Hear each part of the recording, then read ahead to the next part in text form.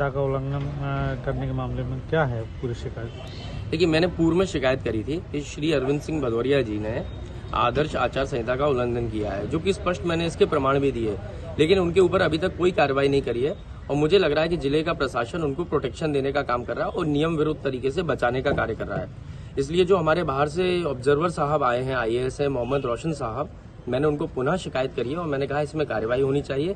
मंत्री जी के दबाव में प्रशासन काम कर रहा है और मैं आपसे निष्पक्षता की उम्मीद करता हूं। और उनके ऊपर MCC वायलेशन, आदर्श आचार संहिता के वायलेशन की शिकायत है, उसके प्रमाण मैं दे चुका हूं। एक आपने आज 2 शिकायतें की हैं, एक कोई और शिकायत है आपने फार्म निरस्त करने वाली, वो क्या है? जी, मैंने दूसरी मांग ये करी है कि जो मंत्री अरविंद सिंह भदौरिया जी हैं, उन्होंने फॉर्म में कई सारी जानकारियां जानबूझकर छुपाई है।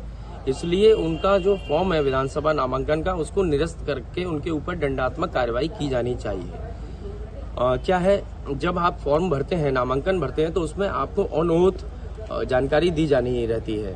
और ऑन ओथ जानकारी जो उन्होंने दी है, उसमें जो उनकी प्रॉपर्टी की जानकारी है, एक कॉलम होता है 8वें नंबर पन्ने पे है, जिसमें लिखा हुआ है विरासत में आई हुई संपत्ति की जानकारी। उनके पास विरासत में संपत्ति आई है, इस बारे में उन्होंने निरंक और नहीं लिखा है। जबकि मेरे पास कुछ कागजी प्रमाण हैं जो मैंने दिए हैं कि इनके पास विरासत में आई हुई संपत्ति है, जो इनके स्वर्गीय पिताजी के बाद 4 भाइयों में डिवाइड हुई थी। उसके मैंने खसरा खतौनी पूरे नंबर भी यहाँ पे प्रोड्यूस किए हैं और वो आप चाहेंगे तो मैं आपको भी दे दूंगा।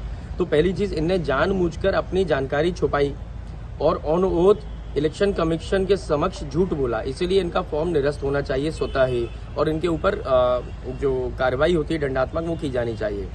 दूसरा पॉइंट ये है कि इनका वोट अटेर में है ही नहीं, ये इनका वोट है भिंड विधानसभा में।